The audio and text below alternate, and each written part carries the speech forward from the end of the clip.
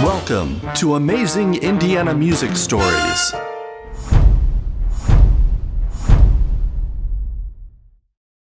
Born and raised right here, Indianapolis, Indiana. In fact, born at Coleman Hospital. So, that doesn't exist anymore. But grew up in the Flanner House homes. Actually, when I was first born, my parents were living in Hallville on Pershing Street. And then they built their own home in 1952, I believe it was. They moved in 54, and 53 or 54, and it's a historic neighborhood now, Flanner House Homes. And 1245 Brook Street, that's so I named a publishing company Brook Street Music. We see that everywhere. Yeah, I wanted to keep some home base into my music, and I said, well, the world might not know about Brook Street, but all the neighbors do. And as a kid, Mm-hmm. what kind of music were you exposed to? What kind of music did the parents, what did you hear around the house before you even thought about performing, writing, composing, producing? What kind of music were you exposed to, and how did that kind of latch on to you? Everything. I had, a couple of uncles that were preachers, so I got the gospel side. In fact, when I was 5, I got to see Mahalia Jackson at the Madam Walker Center. Of course, it was called the Walker Theater back then. I was 5 years old because I was in love with Mahalia. Okay, I loved her music. But my parents listened to everything from Ella Fitzgerald, Sarah Vaughan, Nat King Cole, Bill Doggett, Jack McDuff. Were they musicians or singers themselves? No. That's they just my music mother lovers. Played a little piano, but she never really pursued it. Now, 2 of her sisters I actually played, and that's how they discovered that I was, they call it a child prodigy, right? But one of my aunts had a grand piano, and every time that I was at her house, that's where I went. I crawled. At 2 years old, I would crawl up on the bench. But one day they were in there just talking and everything, and my aunt noticed. She stopped. She told my mother, she said, "Stop, listen. He's actually playing something." And I was able to, take a one finger probably, but play a melody, from a song. And she said, "You need to have that boy tested." They did when I was 4 and a half, and Jordan College of Music accepted me at 4 and a half. And at that time... To do what at 4 and a half? Private lessons. Private lessons. I had no idea. At 4 and a half. They usually started you had to be at least 7 to start at Jordan. And 4 and a half, and they took me. And then I ended up with a teacher that I love, Mrs. Kitt. I'll never forget her. And music just was a part of my life. Music and sports. I played basketball, but I figured, I found out early that I was only going to grow so tall, and everybody else kept growing. You can get better at music, but you can't get any taller. When you grow up around people like George McGinnis and people like that, you go like, no, I think I better stick to music. But that's where it all started. So let's move a little bit forward. Okay. You weren't playing any gigs at 4 and a half, but at some point, what music did you really take more interest in, and what was the first record you ever bought? The first record that I ever bought was probably James Brown. Probably. And mid-60s, early 60s? It was probably around 65 or so. I had the James Brown live at the Apollo. I had the Temptations live in London. I love the live albums for some reason, when if I could afford them. And then I fell in love with the Beatles. Okay, so actually 1964 probably was when I really probably bought my first records, because being a black man in a neighborhood that is predominantly all black, Beatles wasn't a hip thing, but me and James Walker Jr. June, remember June? Yeah. Well, June and I used to sneak down to Lyric Record Shop, and we'd go buy a Beatles album. We'd tell the guy, "Hey man, hurry up, put that in the bag," because we didn't want anybody to see we were buying these Beatle albums. But the Beatles are the group that inspired me to start writing music at an early, and so 64, I was 12 years old then. Yeah, so I mean, James Brown, great show, great band, great energy, but you talk about songwriting, you talk about Lennon McCartney. Lennon McCartney, that I fell in love with. Progressions and melodies and change-ups and stuff. Yeah. So at what point did you actually get up and perform in front of people? Was it church first? No, actually it was at a junior high talent show. It was Booker T. Washington School number 17, right next door to Attucks, and they had a talent show. I was in 7th grade, and we won the talent show. We played Watermelon Man. It was me. That's pretty daring. It was me, a guy named Bobby Gayheart on drums, and Jerry Miller on guitar, and I played just a upright piano. I had a math teacher named Harry Campbell at that school who was also a musician, and I was very blessed in my education. It seemed like a lot of my teachers that I had were musicians, and a lot of them were pianists. They were piano players, and so that helped me continue to love the music and love what I did. It's good to have a lot of different influences too, and not just a piano teacher, but a lot of different people to draw from. That's cool. So true. So what about next gigs after that? I'm sure by the time you got in high school, you're playing the dances. Actually, before high school, 8th grade. First gig, the Masonic Hall. It was on Senate, right where Methodist Hospital and everything is now. And it was a Masonic Lodge there, and these guys said, "Hey, we need some entertainment, we need some music, and we heard you kids play." And like, okay. So of course we had to get our parents to agree, and they took us and everything. But it was 4 of us. Me, Rodney Voorhees, who ended up with the Spinners, and he played with Spinners, played with New Birth, lots of other groups that Rodney worked with, Jerry Miller on guitar, and this kid, Bobby Gayheart, on drums, right?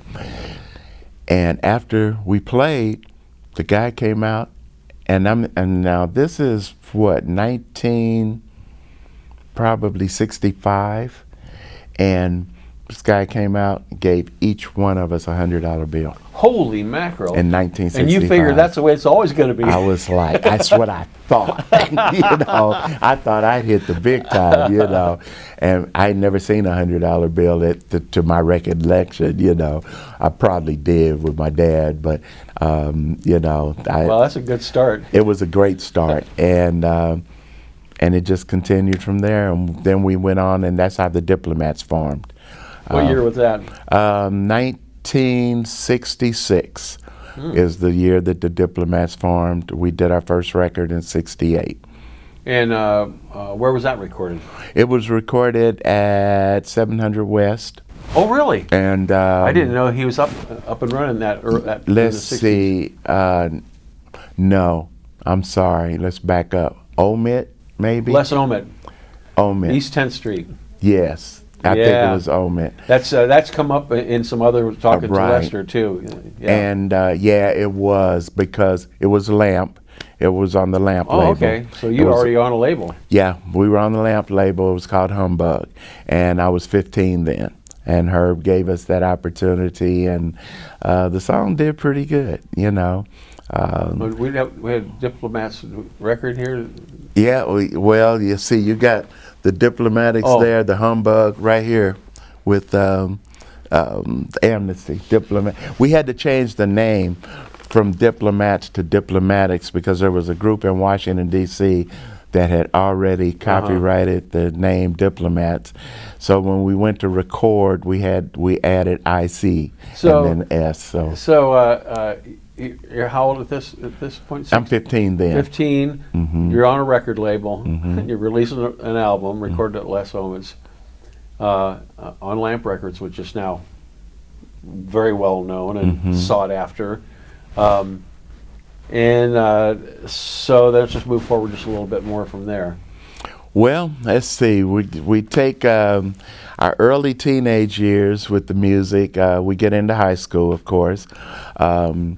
Unfortunately, and I say unfortunate, I love Shortridge, but I lived a block from Crispus Attucks High School.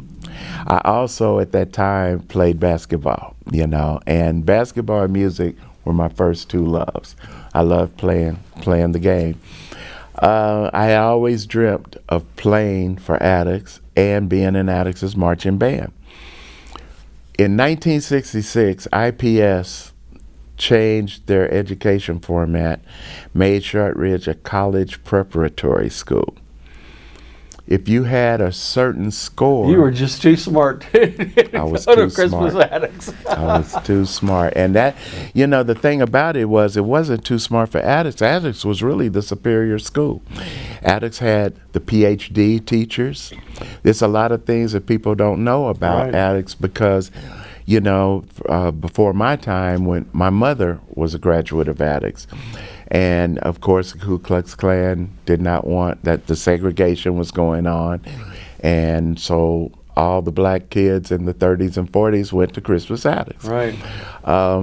So the teachers were very educated. And so they started producing all of these Einstein kids, doctors, lawyers, engineers, astronauts, just everything, musicians. That's a whole story in itself. It's a whole story in itself. And Tyrone Cooper did a nice story on that too. You might want to check out the documentary that he did on Crispus Attucks. But they sent me to Shortridge. I had no choice. I live one block from Attucks. I could walk to school. I didn't do well at Shortridge. Just honestly, it was culture shock. It was, the name calling, the this and that, and I took exception. And I just say that I defended myself very well at that time, okay? And it took me 2.5 years to finally convince the school board, my mom, everybody else, that I really wanted to go to Attucks. I finally got a transfer, and it was the best. I wish that 1.5. I only spent the latter part of my junior year and all my senior year at Attucks. I think I would have excelled in life even beyond if I had started at Attucks as a freshman. I really believe that. At Shortridge, though, you did have some bands and stuff, right? You were still playing. I was playing. I had my band. Yeah, the Diplomats lasted all through high school, all through and beyond, before I got drafted. And but yeah, the Diplomats was always there. We were always there. So now we're in the Army. Oh, even before that, we had some experiences. The Diplomats were good, just point blank. We were. Designated Productions is who had us. Bo Ramsey, Guy Russell, Freddie Thompson, and Rudy Smith. Those were the 4 guys. And our parents trusted them with their lives, with our lives. They educated us, they groomed us. When I was 15 and 16, I had already played behind Patti LaBelle and the Bluebells, The Emotions, Joe Tex, gosh, and it's so many more. I just can't Opening think of. or No, we were the supporting band. them, yeah. We were the supporting bands. Yeah. What Turk and I especially. This organization had several bands, and what they would do, they take the best musicians out of each band. So Turk came from his band, and I came from the Diplomats, and somebody else came from this band, and we ended up with a 9 or 10-piece band that was the with A horns. team with the national artists. Right. And so, because national artists back then couldn't afford to carry their musicians, they would carry a conductor or a musical director. We were kids who were fresh in school. We could read, and our sight reading was just awesome.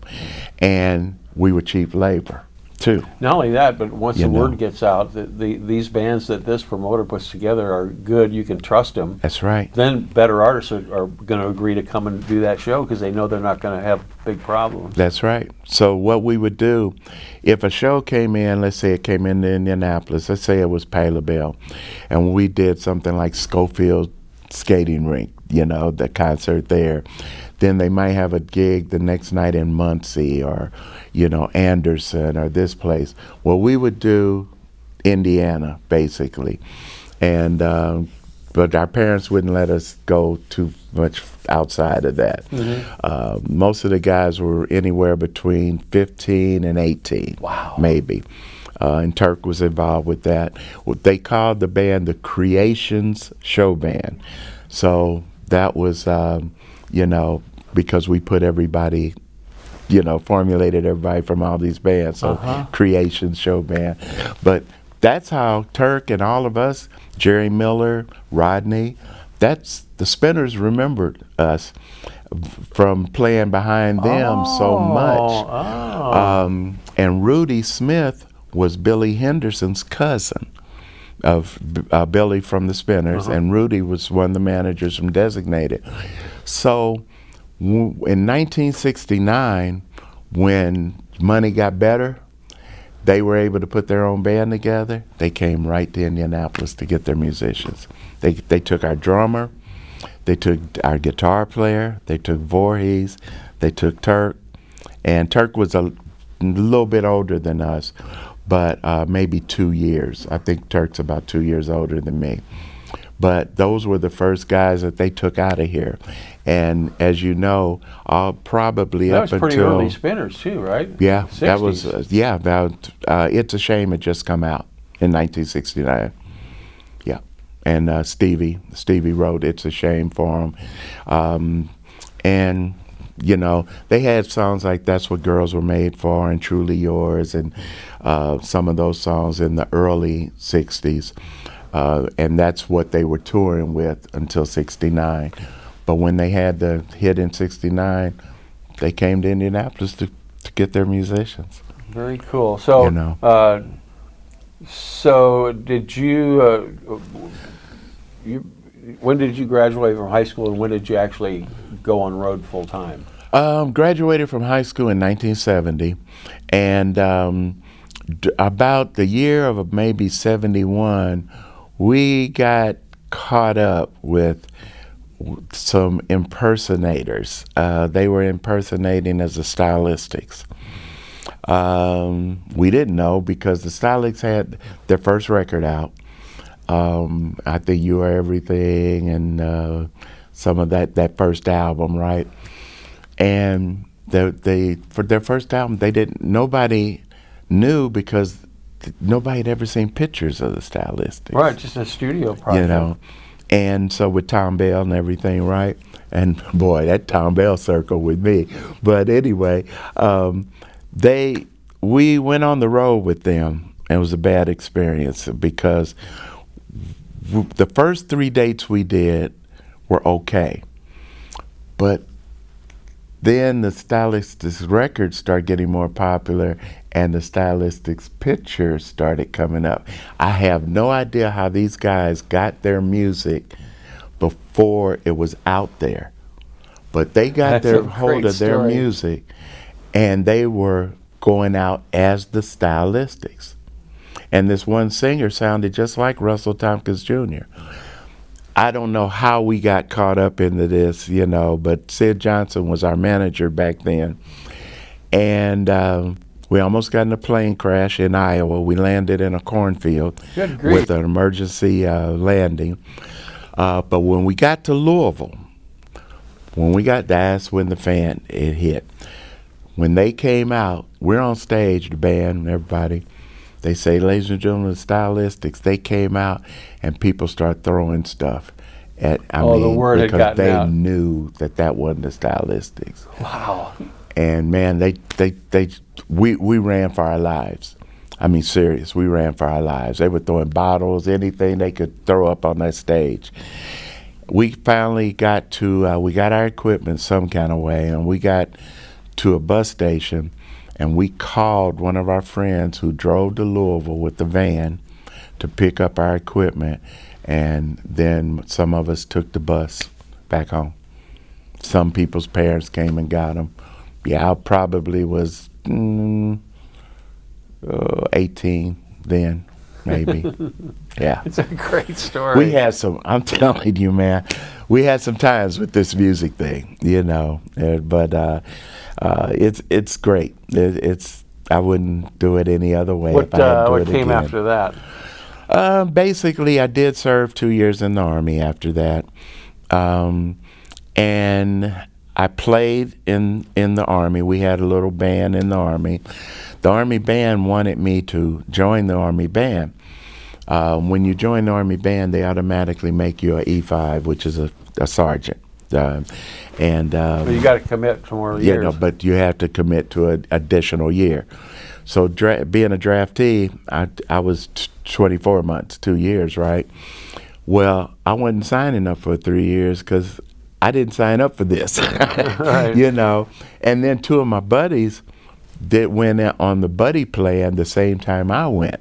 But I was, they used to call it regular Army, people who joined, and U.S. when you were drafted. And that's what you had to shout even when you go get food. You're either RA or U.S., which it never made sense to me, okay? But they identify you as either a draftee or somebody that signed up. So I wouldn't do it. But they still used me in some instances with their jazz band and stuff because I was stationed in D.C., in Washington, D.C. I had the best of both worlds. But then they offered it to me again, and I refused it. So the next thing I knew, I was at Fort Riley, Kansas with the Buffalo Garden Armor, all the U.S. Armor. That's like their out there. version of Siberia. Yeah, my last 5 months I spent in Junction City, Kansas. That's funny. I go from Washington D.C. from a pit house to an outhouse, so to speak. So now, when you get out of the Army, you're gonna ready to hit the ground running because you already been backing up major acts. Well, I was a little slick. I signed back up for school. That's how I got drafted in the first place. I had been in school, but I went, there was a band that wanted me to come out for this tour for 9 months. And so I left school in January, and I was going to tour with them and go back to school in September. Well, if you remember back then, you had the lottery numbers, right? Yeah, and if you were in school, you had a deferment. Deferment, yeah. Okay, so you were either 1S or 1D, okay, or something like that. And they reclassified me because I guess they ran a report and I didn't show up registered in school. So they made me 1A. And I was registered for the fall, but I wasn't registered for that spring. So I had a cousin that was in the service at the time, and he told me, he said, man, I was supposed to leave in July. And he said, man, if you've got to go, you do not want to do basic training in July. It's too hot. And I would be doing my basic at Fort Knox. He said, go on down to the AFE station and tell them you're ready to go. So I picked a date in April, and I left in April and he was right. After basic training, I see why he said you don't want to do basic in July, because I did advanced infantry training in July, and it was rough. But I did my basic, then. But musically, to tie along with that, when I got to D.C., one of the first people I got to hang out with was Donald Byrd. There was a couple of guys that I knew, and I had a cousin also that was a professor at the University of Maryland. He taught music, and so John Tatum. And so John introduced me to Kevin Toney, that, he was the Blackbyrds keyboard player, and all of them. And so I started hanging out with musicians in D.C. After the Army? I came home. I started putting in applications for jobs. It was Indiana Bell at the time that hired me. I got hired. I came home in January. I got a 3-month early out from the Army, so I only spent 21 months instead of 24 to go back to school. They gave me a 3-month early out. I get home, register for school. I'm home 2 weeks, and I get a call from Detroit. Hey, we heard you home. The Spinners need a keyboard player. Okay. So, my first cousin is Bill Simmons of group Midnight Star. He was one of the co-founders of Midnight Star. Our mothers are sisters, okay? So I said, Bill, man, they want me to go to Detroit. Would you ride with me, So Bill, we jumped in my Mustang. We rode to Detroit. I got in there, and that was a story within itself. I don't know, the name Maurice King, who was one of the main conductors for Motown and did all the horn charts and everything. So Maurice was the one that auditioned me. He thought, when he put the music in front of me, he thought Voorhees had tipped me off, and he thought I was just... You already learned it? I'd already learned everything, and I hadn't. He put the music in front of me, and I read it, and he put another piece in front of me, and he was kind of, didn't say much. Play this. I said, and you know how you do in sight read, you look at it, and I looked at it in a minute, and then I started playing it, and he couldn't believe it. So he went and got one of the hardest charts that Spinners had. It was called Fascinating Rhythm. Turk will tell you about that someday. It's a hard chart, okay? I probably took about 2.5, 3 minutes at the most looking at the chart. I played it. He walked out of the room. I said, I blew this some kind of way. He came back in, all he said to me was, you want this job? We didn't talk about pay, we didn't talk about anything. And I said, yes, sir. And that was it. And I went back home, came back home. About 3 days later, I had to go back to Detroit, rehearsed and everything. They used to do a little hometown type gigs when they would do a new show, and they would do it at the 20 Grand in Detroit. Kind of shake out the show before you take it on the road. And so we did the 20 Grand. My first gig was Madison Square Garden in New York. My first gig. I mean, I felt like, the record Stevie Wonder talking about skyscrapers, everything, that's the way I felt. This little kid from Indianapolis, it's Indiana. It's kind of like getting $100 for that. For that, yeah. And I'm calling home, Mom, and I tell you who was on the show. Graham Central Station, that was their debut. That was the first gig ever. And then Valerie Simpson and Nicholas Ashford and Simpson, they were the headliners. The Spinners were the secondary act. And so it was Graham, Spinners, and Ashford and Simpson on this show at Madison Square Garden. Then I'm on my way to L.A. So this, at this point, is it B3? And piano? Well, B3, clavinet, and Fender Rhodes. at that time. By the time we got to Rubber Band Man, we incorporated the Mini Moog. I started using synthesizer as well. So I always had at least 3 to 4 keyboards. It was always clavinet, Fender Rhodes, and B3 were the main 3. But then I like I said, I added the Mini. And so what year was this Madison Square Garden show? 74, 1974. It was February of 74. Cool. Yeah. So, and the rest was history. So in how long were you with them this stint? At that point, I stayed with them for 4 years.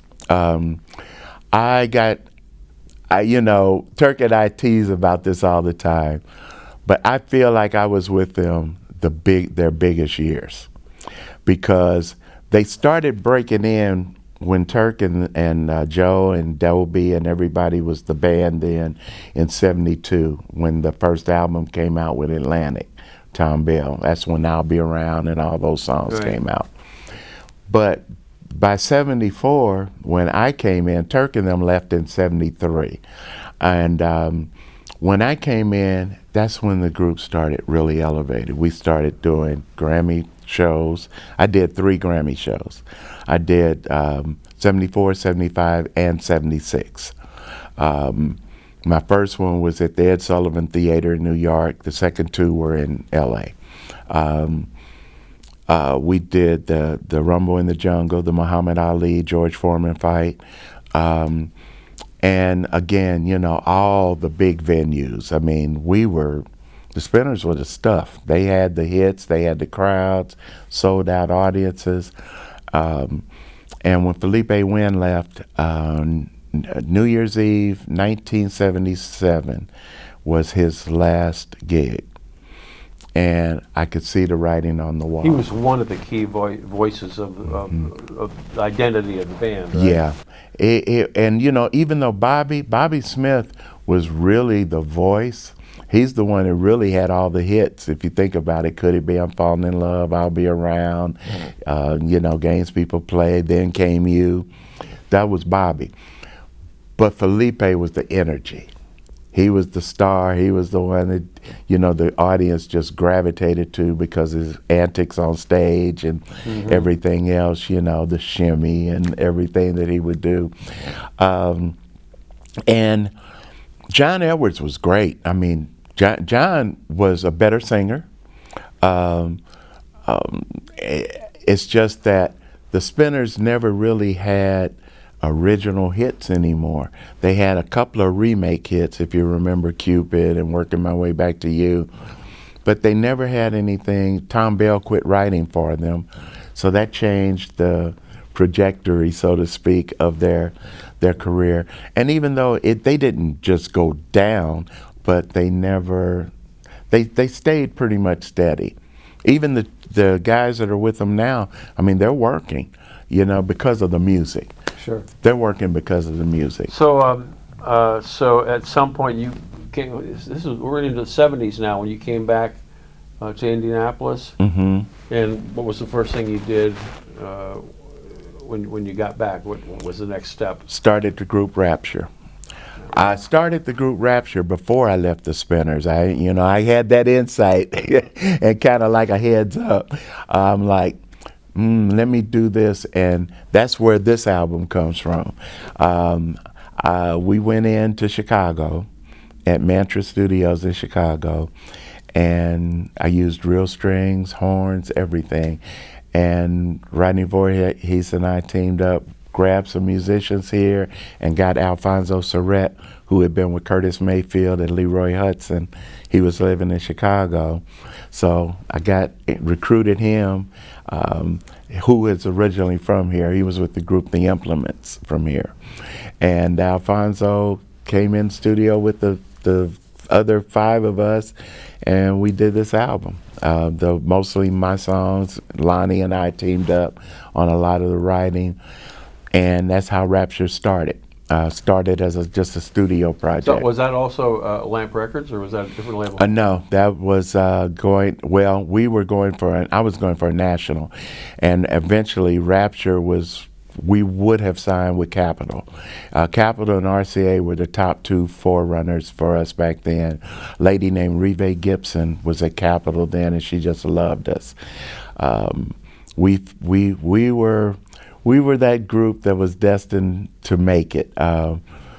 We did what was necessary. We lived in New York for 6 months. We lived in LA for 6 months. We were the talk of the industry. And unfortunately, bad times fell upon us, and members got kind of disenchanted, and from some things that were happening. They thought it was happening too slow. Why isn't the record company doing this? Why aren't they doing that? Well, that's the music business for you. Yeah. So what's next? After Rapture, basically, Rapture broke up in LA. We went on, I had a contract, 13 weeks each, 2 13-week contracts for the U.S. Air Force. For those Air Force tours, it was us, Roger and the Human Body, which became Roger Troutman and Zapp. Lakeside was on that tour, Manchild. There were a lot of groups that did those Air Force tours. And we broke up on the second stint of the Air Force tour. And I honestly, that broke my heart. Actually, LA broke my heart. But I had the tour, so I wanted to try to revamp the band. But I was never really happy. And, when you have something that you birthed and it grew to perfection, and you start replacing members, the chemistry's just not the same. Not the same. So what next? And basically, we just, I didn't want to do music anymore. I was totally, I went and got a job. It took me about close to 2 years before I decided that I wanted to get back into the game. So I started playing around town. You play with everybody, Billy Wooten, this person, that person. And then that's when I had the vision, and then that's when I called you, sir. And that's when you built the studio for me in 1991. Yeah, 1800. 1800. Yeah. Yeah. And so, that which became, Brook Street Music Recording Studio, my first studio. First of 4. Yeah. It's a 4? First of 3. Uh-huh. Yeah. I had 3 studios. So, and now, well, you can say 4 to a certain extent, but I'm just not open for commercial business in my home. Right. But yeah. So and now you're playing locally. Yep. And probably producing other artists. Yes. As well. Yes. Right. Yes. I had wanted to create something where I felt that I could get a production deal. So I had let's see, 2 gospel artists. I had a female vocalist. I had a male vocalist, Eric Fleming, girl named Karen Williams, Sharon Rimmer on the gospel side. I had another young man on the gospel side. Let's see, and few other people. I didn't have any bands or anything. I was mostly dealing with individual artists. That was a way to get my songs out too, or do collaboration write material with them. for these artists. Exactly. Writing I was writing and and producing. recording and producing. Yes. And we had some great tunes. And I mean, they're still in the can, just like this stuff was in the can. I'm hoping that it's out. It's on YouTube and places, but you know how that is. I mean, you got to get... We could do a collection of some sort, the best of Brook Street. I already have. It's called the Stepp Treasures, and I have 5 volumes. And each volume is something different.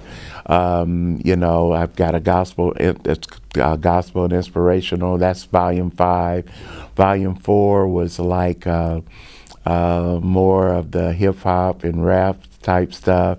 Volume 3 was, I called it the guys and gals of Brook Street Music, where I had a lot, everybody from Stacey McCracken to Lonnie Williams, to a whole bunch of people, you know, on that project.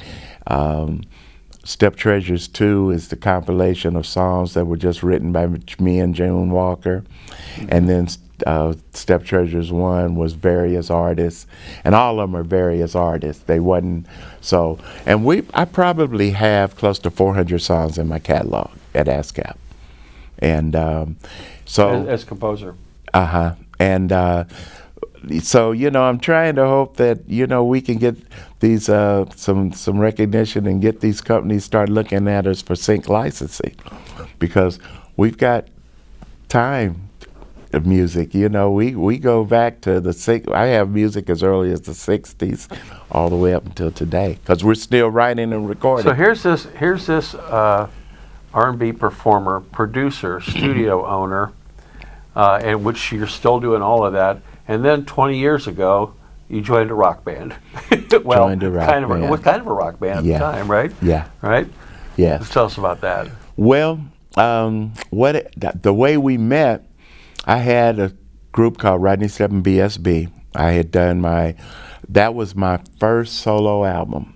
I did that one in memory of my mom and dad, because my mom and dad were my greatest fans and supporters of my music forever. You know, my father was a postal worker, and guys at the post office used to tell me stories about him telling them they better stay up, because even though they had to be at work 6 o'clock in the morning, you stay up tonight because Rodney's on Johnny Carson tonight, you know, and stuff like that. But no, we just as the times just continue to evolve around this music and the production of it, I just continue to build relationships, and continue to just focus on, you know, all of this music. But Jason Hayes saw a Brook Street band at a gig. At a gig, he saw us at the Barrett's. You know, I hired him. Is what happened. I hired him to run sound that day. I needed a sound company, and I hired Jason, and Jason heard Hayes. me for the first time. Yeah. And Jason Hayes of Flying Toasters, he heard me for the first time. So him and Darren Owens were pretty close from Toy Factory. Uh-huh. And Jason asked Darren, do you think, he was getting ready to start a band, do you think Rodney would be interested in playing? And so Darren actually recommended Jay Majors, my buddy. And he said, man, I think you should get Jay, okay? So Jay and so they asked both of us to audition. First, this is only the second time I've ever auditioned in a band in my life. First one was the Spinners. And I went out south, and I auditioned for the Flying Toasters. Jay and I both, the same day. Two friends went. We both, because we were cool. So they were like, man, we like both of y'all. I said, hire both of us. You know, they said, well, we can only have one guy, right? So Jay wasn't feeling the rock part, you know, he just wasn't feeling it. And I had never played in a rock band before, and I'm like, let me do something different. It's kind of a variety, but leaning towards the rock stuff that you hadn't played before. Never had played before. Yeah. There's a story that they still laugh about. We were in a rehearsal, and they said something about Matchbox 20, and my response was, what's a Matchbox 20? You know, I thought they were talking about something. I didn't know it was a group, you know. And they were like, really? I'm like, yeah, what's a Matchbox 20? You know. You might not know, but you can learn it. You know. And I think 3 a.m. or something like that. Well, yeah, that was the first song I learned, and one of my favorite songs, you know, to this day. But and I've been with them 21 years, as you know, as the original keyboard player. I'm the original guy. I think they really wanted Bone when we first started. But I don't think Bone wasn't ready to leave Xanadu, and because it was Xanadu at that time. Work for somebody else. And work for somebody, right. And but I'm still there. and we're still kicking. The band's as strong as ever, but you're still doing all the other stuff too. You got a studio in your home. You're still making music. You're still releasing records and staying busy. Yeah. We're supposed to be retired, but it doesn't work out that way. Yeah, doesn't. I don't think that's in my genes. I don't think that's a word. When I retire, it'll be for real. I'll be really asleep. Yeah. So, great story. Is there a particular story or highlight or something that would make for a nice little story? Maybe the